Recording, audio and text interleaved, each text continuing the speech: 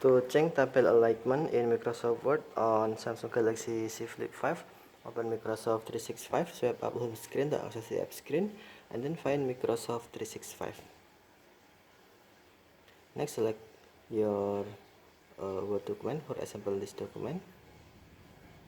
Next, tap edit, and then select cell in the table you want, for example this cell, and then tap up arrow icon, scroll down the screen, select alignment, and then you can adjust change alignment in here,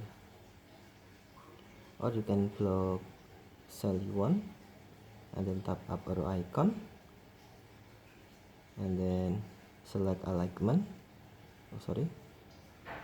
alignment, and then select alignment you want.